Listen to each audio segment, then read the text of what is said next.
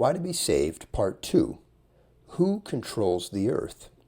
In this series, we are briefly covering the history and future of the universe according to the Bible, broken down into these 8 steps. In this second video, we'll cover steps 3 through 5. 3.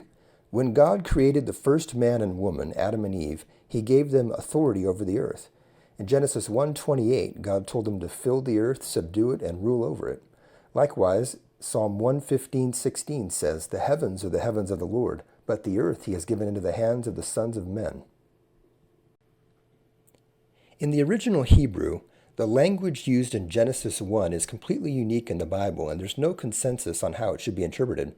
In fact, there are over a dozen different views ranging from literal to quasi-literal to purely symbolic. Here are 3 examples from the more literal end of the spectrum. One view is the 6 days of creation in Genesis 1 were literal 24-hour periods, but God created everything with the appearance of age. He did this, they say, not to be misleading, but because it was logically impossible to create everything in 6 days without the appearance of age.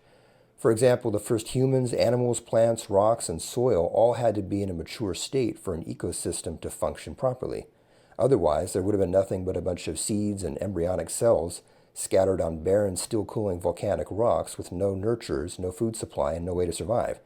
Similarly, the sun, moon, stars, and planets all had to initially exist at certain stages of development to provide appropriate heat and light and to compose a functioning solar system, and also to be visible from the Earth. Likewise, since land masses and geological features have time associated with them, creating dry land in one day required the appearance of age. Advocates of this view compare the creation event to Jesus' first miracle of creating wine, which would have had the appearance of age since wine is aged by definition. A second view is that the 6 days are symbolic of 6 much longer time periods that correspond roughly to mainstream natural history. A third view, similar to the second, was proposed by MIT nuclear physicist and Orthodox Jew Dr. Gerald Schroeder in his book Genesis and the Big Bang. He says that while the universe is about 15 billion years old from the perspective of Earth, it's just over 6 days old from the perspective of where the Big Bang originated, since time passes differently depending on where you are in the universe. He also points out that all animals appear fully formed in the fossil record on days 5 and 6 from the Big Bang's perspective, just as Genesis 1 describes. Therefore, he proposes Genesis 1 is told from the perspective of the Big Bang's origin, and then afterward the perspective shifts to the Earth. 4. Adam and Eve chose to obey Satan and disobey God.